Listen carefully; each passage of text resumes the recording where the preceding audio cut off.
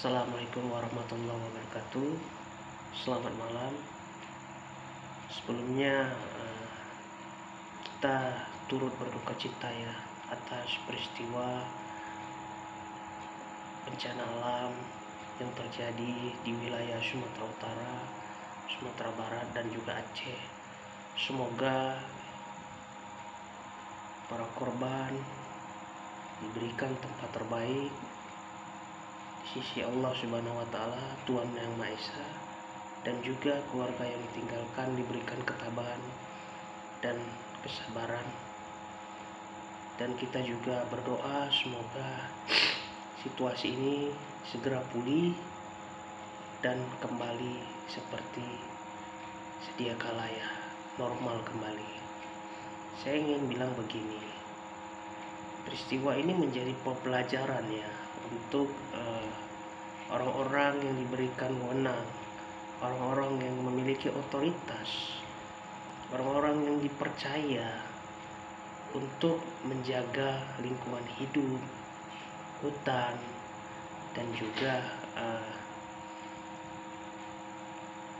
yang terkait dengan keselamatan rakyat ya, keselamatan masyarakat. Jadi tentu kita tidak ingin menyalahkan satu pihak ya dan pihak yang lain kan gitu. Tetapi pemerintah ya, dalam hal ini mungkin menteri yang diberikan wewenang untuk melestarikan hutan kan begitu, menjaga lingkungan hidup, harus melaksanakan fungsinya dengan baik ya. Dan saya yakin ya, Presiden Republik Indonesia Jenderal Purnawirawan Prabowo Subianto akan mengambil tindakan ya mungkin ya untuk mungkin ya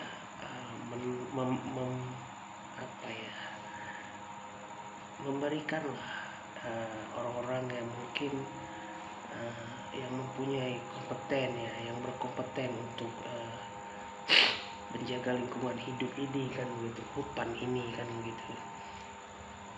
Dan presiden mungkin akan mengeluarkan kebijakan-kebijakan ya yang terkait dengan bagaimana menjaga hutan ini kan begitu, menjaga lingkungan hidup kan begitu.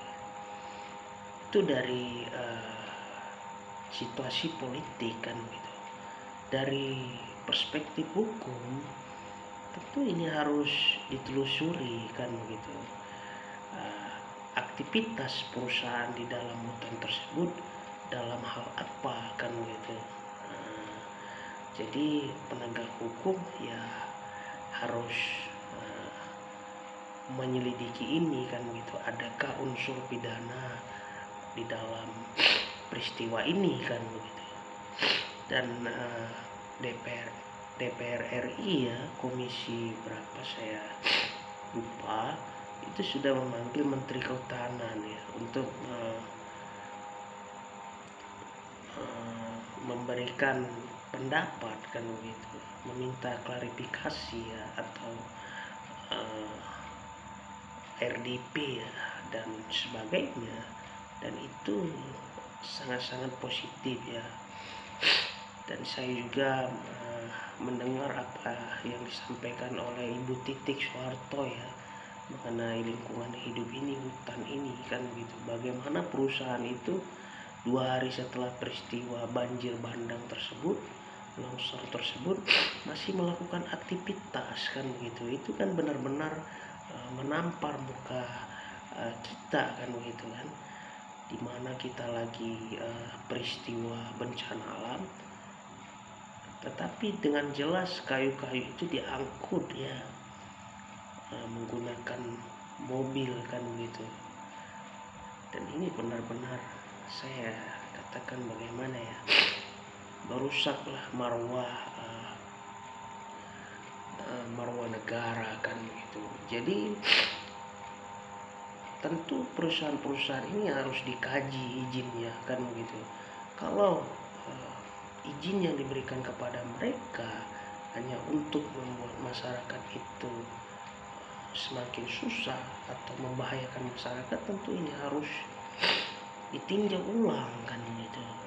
Karena apa? Karena memang keselamatan rakyat, keselamatan masyarakat itu menjadi hal yang paling utama.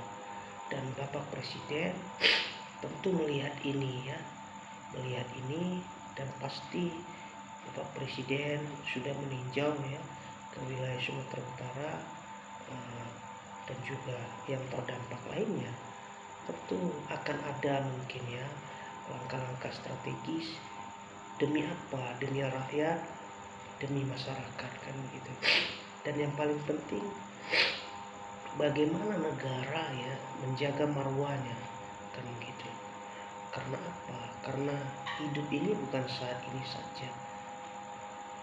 Untuk generasi selanjutnya, kalau hutan itu terus dirusak, karena apa? Karena pohon itu tidak bisa tumbuh dalam 1-2 hari. Untuk sebesar itu dia memerlukan waktu 10-15 tahun. Dan dalam beberapa detik dilakukan pemotongan kan gitu. Bagaimana kan gitu. Jadi saya berharap ya Presiden Republik Indonesia Jenderal Purnawirawan Prabowo Subianto melakukan evaluasi ya terhadap otoritas yang terkait dengan kehutanan ya dan lingkungan hidup, agar apa? Agar peristiwa ini tidak terulang lagi.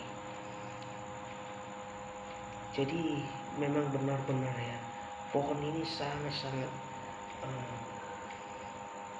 bermanfaat untuk keselamatan hutan kan gitu. Tapi kalau setiap hari dilakukan penebangan untuk tumbuh satu pohon itu memerlukan waktu bertahun-tahun, tentu ini akan menjadi dampak kerusakan yang sangat besar.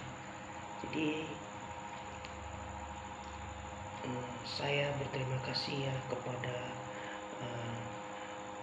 anggota DPR RI ya, Ibu Titik Soeharto, dan juga saya berharap banyak ya kepada Bapak Presiden Prabowo Subianto agar melakukan evaluasi menyeluruh mengenai peristiwa bencana alam ini. Dan sekali lagi kita berdoa ya, semoga korban diberikan tempat terbaik dan keluarga diberikan kesabaran dan juga ketabahan, dan Bapak Presiden diberikan kekuatan untuk tidak lelah mencintai rakyatnya, mencintai bangsa, dan mencintai negara. Itu saja. Terima kasih.